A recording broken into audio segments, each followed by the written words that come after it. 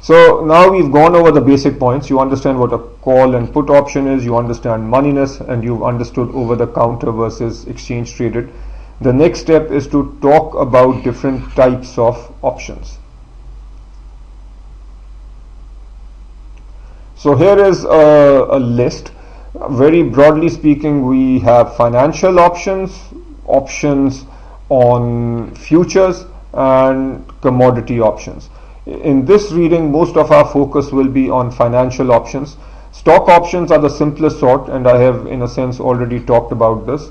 We can also have an option on indexes or indices. We can have options on bonds. We can have interest rate options and currency options. And most of the focus now will be on these two types.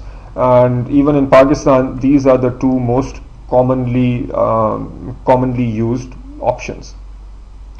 Options on futures and commodity options, I'll very briefly describe these, but it's really not in the level 1 scope. But an option to get into a futures contract would be an example of this, and an option on commodities would be where, let's say, PIA, which is a major consumer of oil, might get into a contract, an options contract, where it fixes, or at least it gets into an option to buy oil at a certain strike price. So whenever we have options where the underlying is a commodity, that's called commodity options. Again, these are actually discussed in detail in level 3.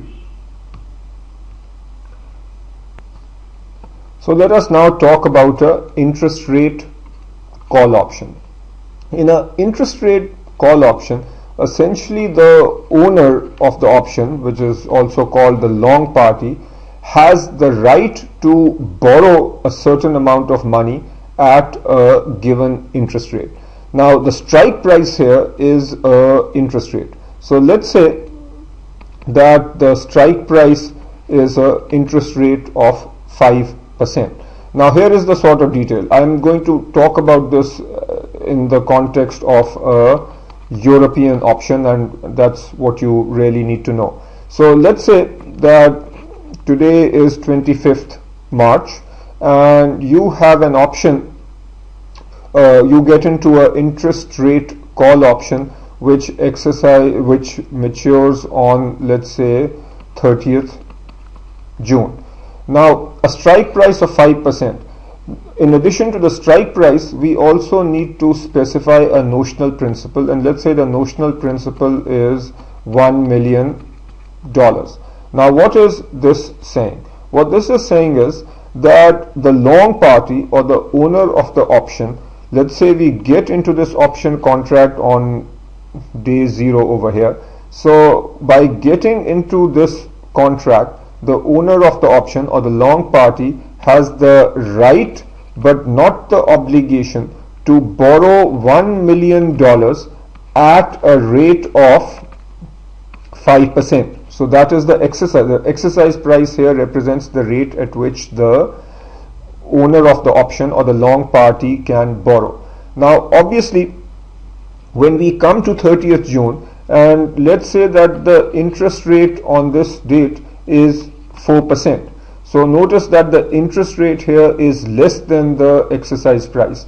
Then the option will expire worthless, because the owner of the option can go and borrow the $1 million at the market rate of 4%. However, if the market rate of interest is 6%, then the owner of this option will exercise the option and borrow the $1 million at the strike rate of 5%. So as you saw earlier with the simple example on stocks, the call option is in the money, or it's useful, if the strike price is greater than the market rate of interest, which we denoted by S.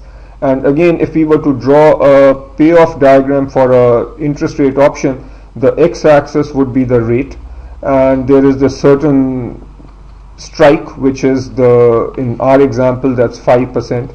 So this interest rate call option has a positive payoff if the market rate is greater than 5%.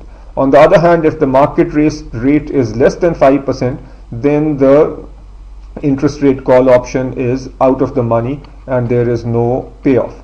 Another way to think about this is when we talk about interest essentially is the cost or price of borrowing money, and essentially we have locked in that price of 5%, or we have actually ensured a best case scenario. So we have said that we have the option to borrow at 5% or option to pay 5% for borrowing money, and clearly we need to specify how much money, which is the notional principal.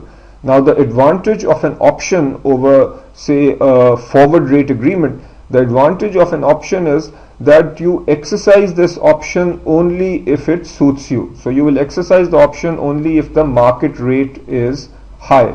If the market rate is low, then you will not exercise the option and you will simply then go to the market and borrow at a lower rate.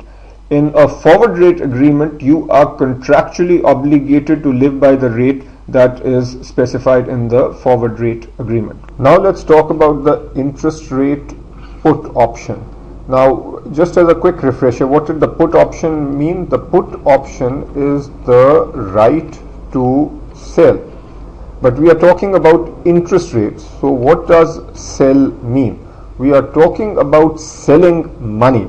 So selling money essentially means lending money. And what is the price of lending money? That is the interest rate.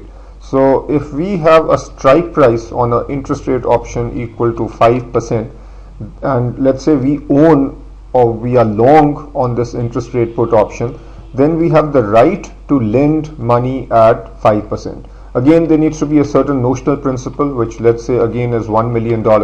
So if we have an interest rate put option with a notional principal of 1 million and a strike price of 5%, this means that we have the right to lend 1 million at 5%. So what will the payoff diagram for an interest rate put option look like?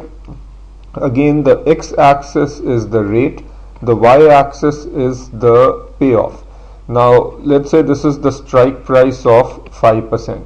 If the interest rate in the market on expiry is more than 5%, then does the right to lend at 5% give us any benefit? The answer is no, because if the market rate of interest is say 6%, then we would simply lend $1 million at the market rate of 6%, and the interest rate put option would not be useful.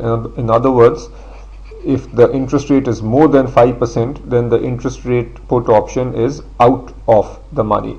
However, if the market rate of interest is 4%, then our benefit is 1%. Why? Because the market rate of interest is 4%, and because we hold this interest rate put option, we have the right to lend at 5%. So that 1% difference is the benefit that we are getting because we have this payoff option, because we have this put option, and so our payoff is 1%.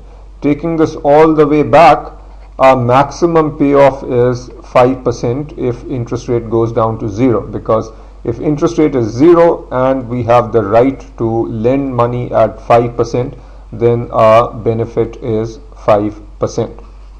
In terms of calculating the actual dollar figure, we simply multiply the percent by the notional principal.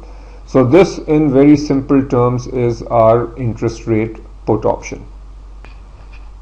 Now we are going to see that, or we are going to show that a forward rate agreement is equivalent to a long call on a, so this is a long call on an interest rate option. So forward rate agreement is equal to long call plus short put. And again, remember, on the right hand side we are talking about interest rate options. So first let's just recall what a forward rate agreement is.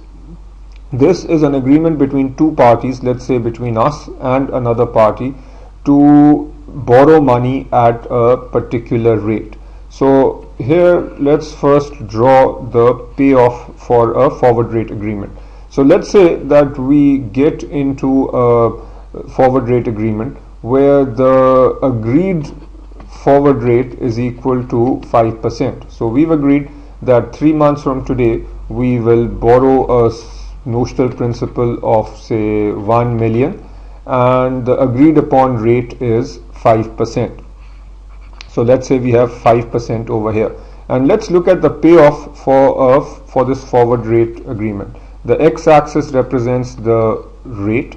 Now we are getting into an agreement. By being long on the forward rate agreement means that we are the party that is going to borrow money. So we are borrowing money. Contractual, the contract rate is 5%. Now what if the market rate on expiry is 6%? Do we benefit or do we lose? Since we are long, we actually benefit. The way you can think of this is, our contract gives us the right to borrow money at 5%, and the counterparty has to lend us money at 5%. So even though the market rate of interest is 6%, but because we have that contract, that forward rate agreement, we borrow at 5%. So our benefit there is 1%. And in fact, the higher the market rate, the more the benefit to us. So if the market rate had been 7%, then our benefit is 2%, because we would still borrow the money at 5%. But what if the market rate of interest is less than 5%? So what if it is 4%? Then we actually lose. As the long party, we lose, because if the market rate of interest is 4%, we, per the forward rate agreement, still need to borrow at 5%. And this is a critical difference between a forward contract and an option. In a forward contract, as the long party, we still need to pay 5% even though the market is offering 4%. So we don't have an option here, and that is implied in the name itself. So it is a forward contract to borrow at 5%. If the market rate is 4%, we still need to pay an interest rate of 5%. If the market rate is 3%, we still need to pay 5%. So then our loss will be 2%, and so on. So notice this straight line. So this is, unlike options, this is not one-sided. If the rate is higher than strike, we gain. If the market rate is less than the strike of 5%, then we lose, as shown by this negative payoff. This point is the 0 point. So here we have a negative payoff, here we have a positive payoff. It all depends on what the market rate is when the contract expires. Now let's get now to the right hand side of this equation. We are saying that a forward rate agreement is a long call plus a short put. Another point about an FRA is that, remember from an earlier lecture, we don't pay any money to get into a forward rate agreement. Let me just label this as a forward rate agreement. Now let's look at the payoff for a long call. So the long call will be in blue. So this is an interest rate option. Let's say that the strike price on the long call is 5%. The payoff, as you've seen before then, would look something like this. So we'd have this, and then it would go up. So it would track the forward rate agreement. So let's say that we pay a certain fee, and just for simplicity, let's say that we pay a $10 fee. So that's a loss or a money out of let's say $10 to get into this long call position. And as you saw earlier, with a long call, so interest rate call option, long position means that if interest rate is more than 5%, then we would exercise the option and we benefit. So if the interest rate in the market is 6%, we have a benefit of 1% because we still have the right to borrow money at 5%. So the benefit is 1%. If the interest rate in the market is 7%, then our benefit is 2% because we will exercise the right to borrow money at 5%. But what if the interest rate in the market is 4%? Then the call option is worthless because we will then simply go to the market and borrow money at 4%. So we will obviously not exercise the interest rate call option. So this blue then represents our long call. Now let's also look at the short put. So this will be in green. Now let's say with the short put also we have a strike price of 5%. And what's a put option? The put option is the right to sell. But we are talking about the short position. So if I were to just do the payoff again on the right hand side for a put, let's say that we'll first do the payoff for a long put and then a short put. So a long put will look like this. Remember that if this is our strike price, the x-axis is the rate, the y-axis is the payoff. So if you recall, the long put has this payoff, which means that if you are long, you have the right to lend money at say 5%. That right to lend money at 5% is useful if the market rate is less than 5%. Now that's your position, which is long. But what about the short guy? So the short will actually be the mirror image of the long. So this is the short put. Why? Because if the interest rate is say 4%, then the short party is obliged to borrow money from you at 5%, even though the market rate is 4%. So clearly there is a loss to him, which is shown by this. But why would the short position get into this state? He would get into this state because to sell you the put option, the short must have charged you a premium. And let's say that he charges you a premium of $10. So the short party sold you the put option and charged you a premium of $10, hoping that interest rates will go up. But it turns out that interest rates go down, in which case the short loses. So if the interest rates go below the strike rate of 5%, then you as the long party gain, but the short party loses. And what if interest rates turn out to be higher than the strike price? Then obviously you as the long party will not exercise the put option, so the short party does not have to make any payment. So he will have charged you the $10 premium, so the short party will be happy if the rates end up being higher than the strike rate of 5%. Now let's just take this part, which is let's just take the payoff for the short party and bring it over here. So notice that the short party payoff looks like this. So this green line now is the short put, and this is all I'm showing here is exactly the payoff for the short put, where if interest rates are less than 5%, then the long put benefits, but if you've taken the short put position, you lose out if interest rates are less than the strike price. And as I mentioned earlier, to get into to take a short put position, you charged the other party $10. So notice now, you paid $10 to take a long position on the interest rate call. You charged $10 to issue or to write a put option. So the fees balance out. So effectively there is no cost here in my simplistic example of this combination, long call and short put. And if you add the blue line and which represents the long call and the green line which represents the short put, then we have essentially the same payoff as a forward rate agreement. And for emphasis, I am going to write this again. So our forward rate agreement is equal to the long call plus the short put. Now, even if you don't fully remember this whole explanation, as long as you remember this simple equation, a forward rate agreement, and remember implied over here that this is a long position in a forward rate agreement. So the forward rate agreement is equal to a long call, so a long position in an interest rate option plus a short position in a interest rate put option. So now we are going to show how an interest rate cap is equal to a series of interest rate call options. Now this ties back to what we studied in fixed income securities. If you recall, we talked about this concept of a floating rate bond. Now say you have issued, so let's say that you issue a floating rate bond with with let's say, it's just to keep things simple, let's say it's a 3-year bond,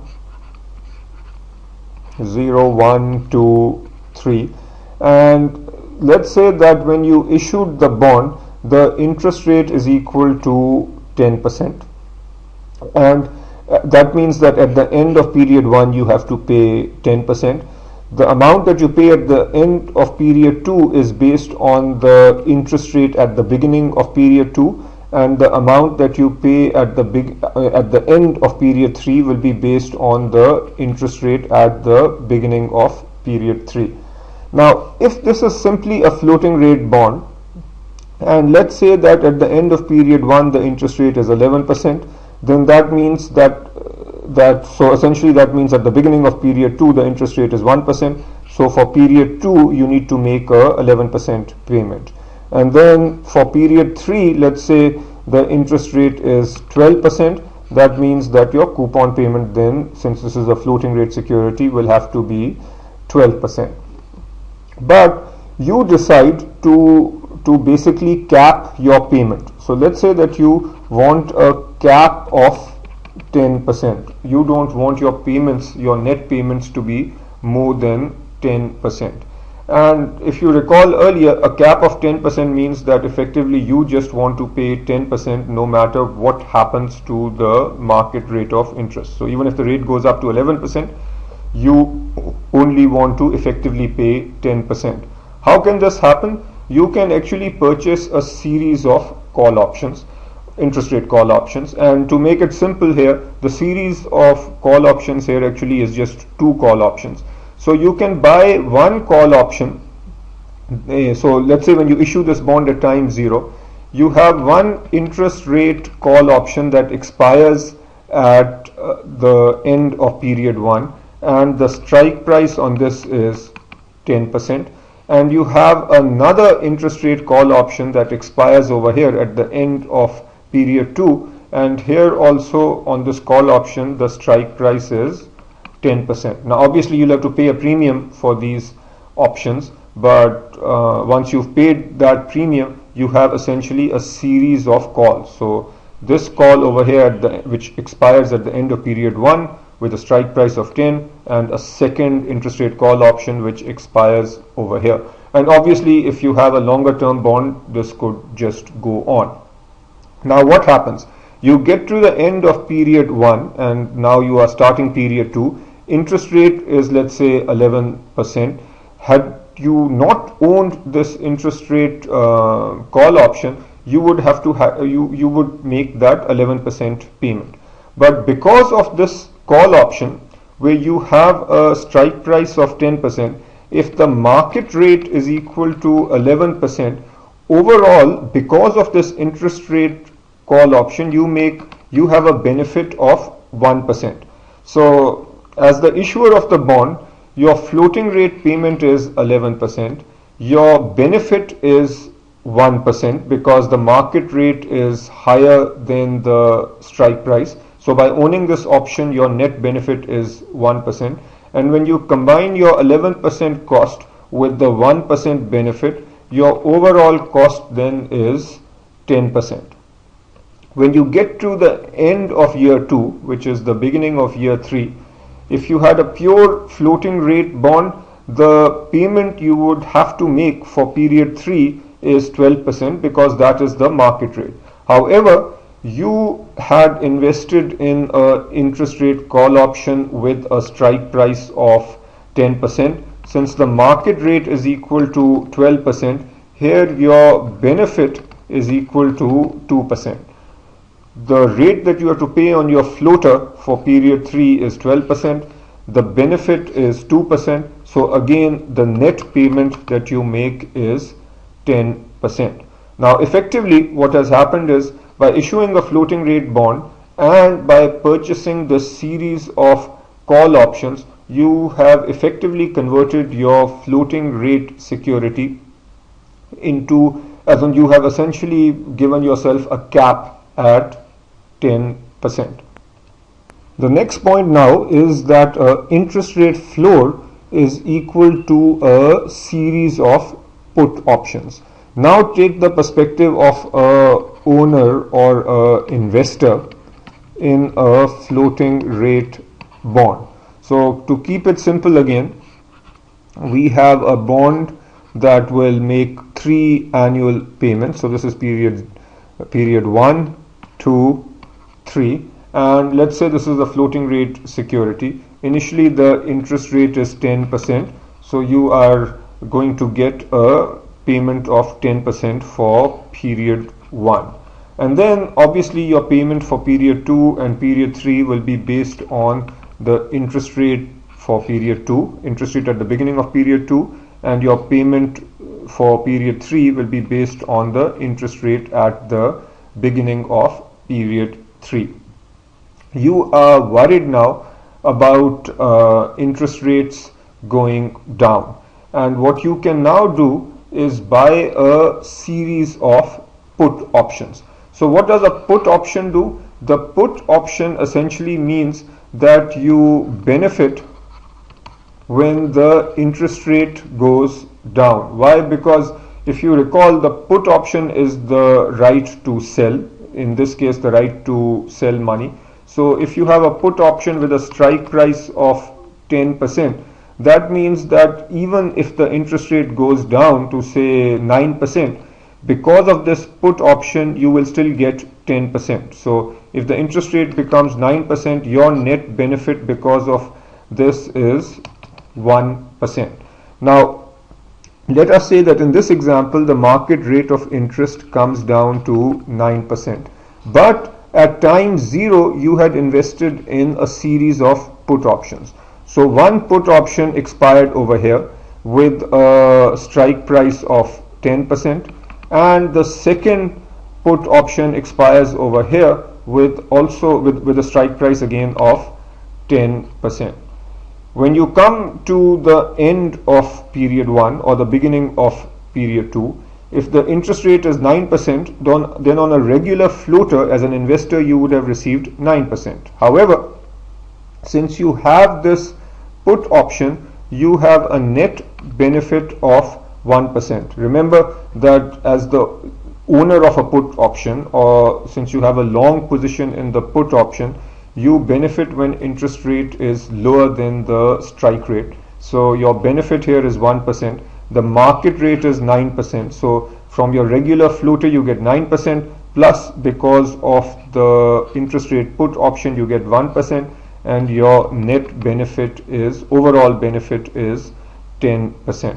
And at the end of year 2 or beginning of year 3, if the interest rate is down to 8%, the bond is going to pay you 8% for period 3, but because of the interest rate put option your benefit is 2%. Your overall rate then will be the 2% plus the 8%, which is 10%. So essentially what we have done as the investor over here, by investing, by owning this floating rate security and by owning these series of interest rate put options, we have essentially put a floor on our interest rate payment. And in my simplistic example, the floor was at 10%.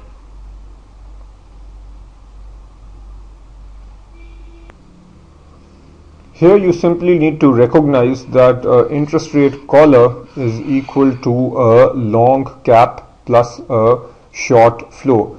From an exam perspective, I don't think you'll be expected to show or derive this relationship, but very simplistically, let's say that you have issued a floating rate bond and you are concerned about the floating rate, so you want to put a cap. So let's say that you want to put a cap at 10%. So to put a cap at 10%, you go long on interest rate call options. So as we just saw, a series of interest rate call options would be a long cap. But obviously there is a cost involved to buy these interest rate call options. And let's say that you are concerned about that cost, and to offset the cost of buying the call options, you sell or go short on a series of interest rate put options.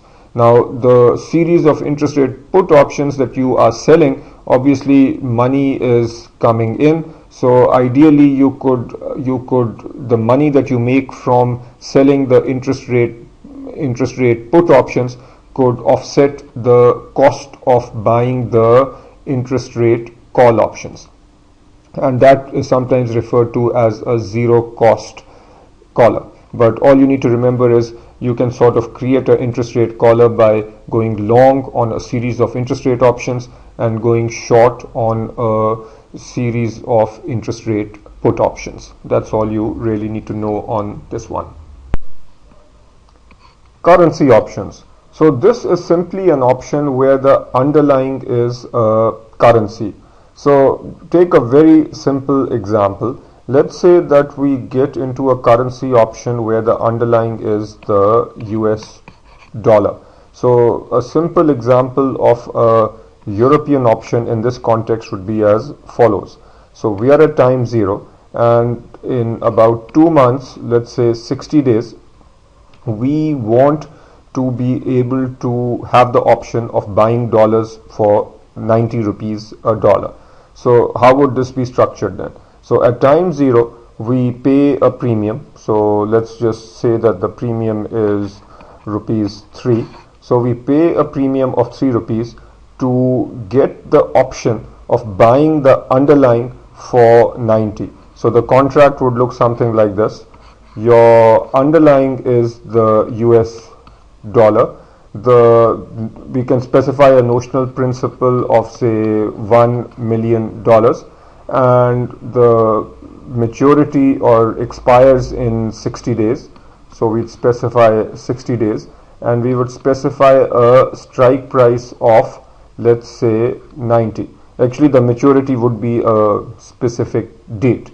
Now, a strike price of 90 means that the long party has the right but not the obligation to buy the underlying at this price. So in this example, the underlying is the strike price is 90 rupees. Now how will this work in terms of a simple payoff diagram? The strike price is 90 rupees. This is the strike price for the underlying. So if at maturity the dollar is at 92 rupees, then obviously this option will be exercised and will be of benefit. If, however, the dollar is trading for say 89 rupees at expiry, then the option will be out of the money. So it's exactly like what we have talked about before. The only thing with the currency option is that the underlying is a currency. Options on futures. Here we don't need to get into too much detail, but here the underlying is a futures contract. So if we are talking about say an option on a futures contract in cotton, now the strike price here might be say $1. What this means is that the long party has the right to get into a particular futures contract. So the underlying will be a particular futures contract. So this might be the July contract for cotton on the New York Board of Trade, to be somewhat specific. And a strike price of 1 means that on the expiry of this call option, the holder of the call option has the right to get this underlying contract for $1. So the interesting thing about options on futures is that even the underlying is a derivative. So in this case, the underlying is a futures contract. So this essentially is a derivative on a derivative.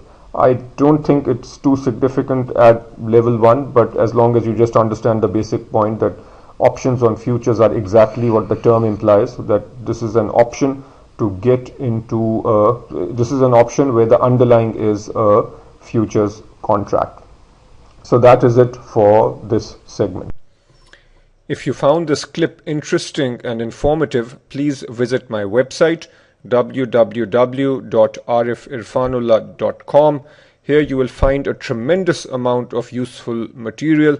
Right here in the 2011 CFA video lecture series, you will find the entire level 1 curriculum for free, and most of the material here is still relevant, so this is worth looking at. The 2012 video lecture series covers both level 1 and level 2. These lectures are available for a fee. And finally, down here, financial management at IBA. Here you will find my lectures at IBA for a course on financial management. Plus you'll find lots of useful spreadsheets that can help you with financial modeling. So again, please visit www.arifirfanullah.com. Thank you.